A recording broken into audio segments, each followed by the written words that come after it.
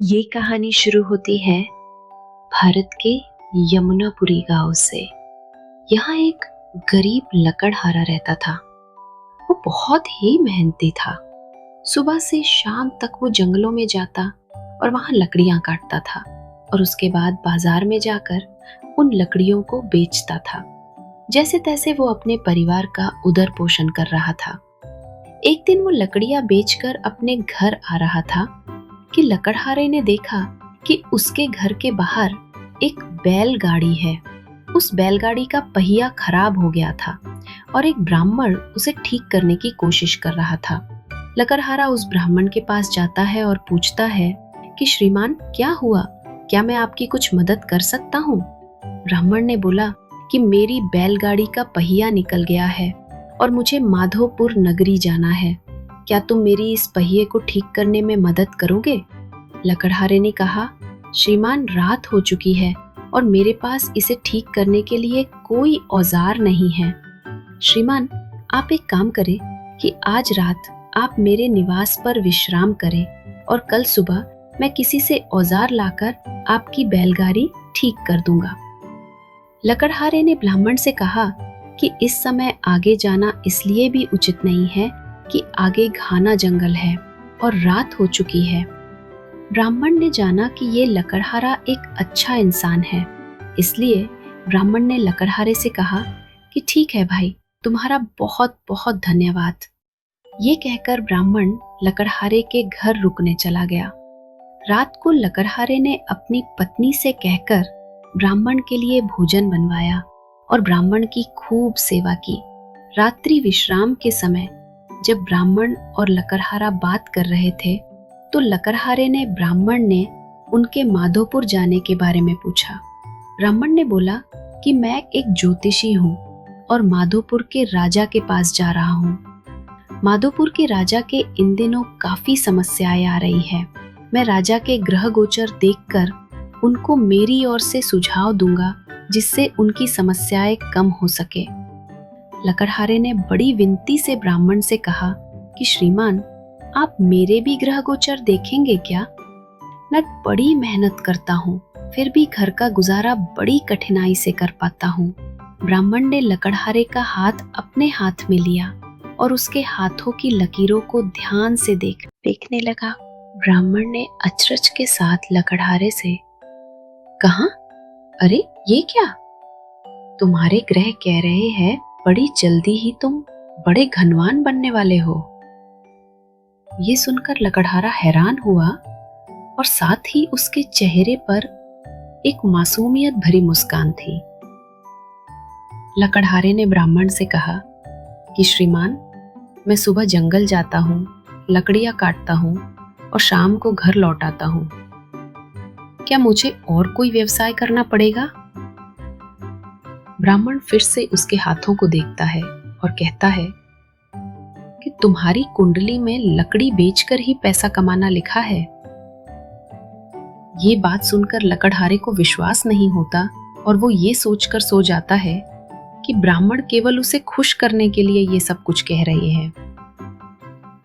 सुबह होती है और ब्राह्मण लकड़हारे के घर से माधोपुर चला जाता है। एक दिन लकड़हारा जंगल में लकड़ी काट रहा होता है। तभी एक राहगीर वहां से जा रहा होता है।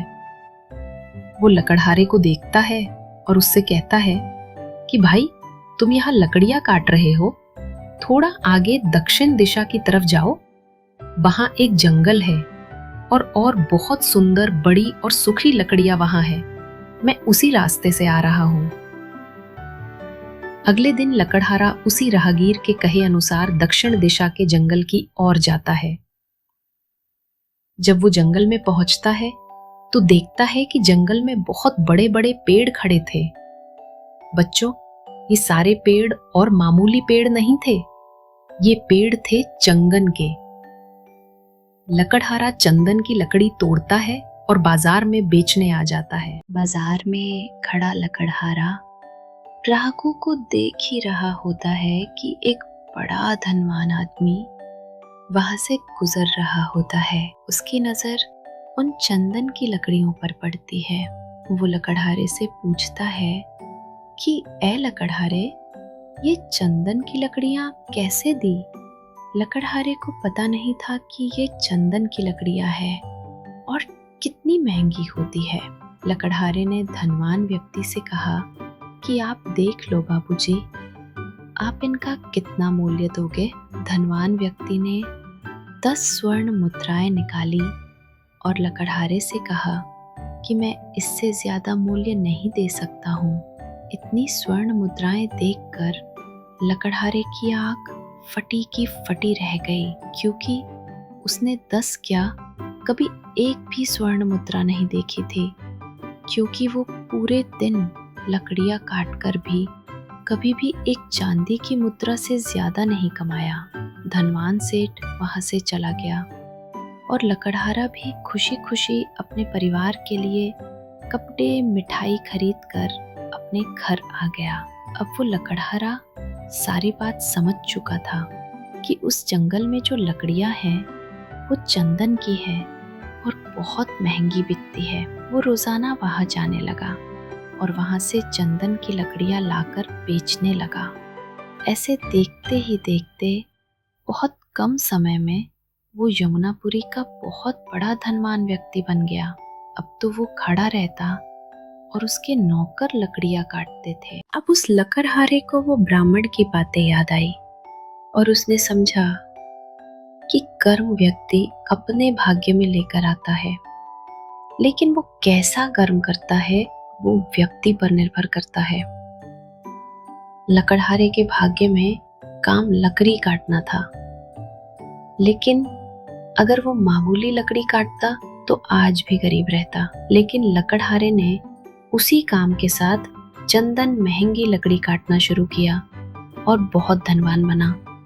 बच्चों, उसी प्रकार अगर आपके भाग्य में राजा बनना है तो आप राजा बनोगे।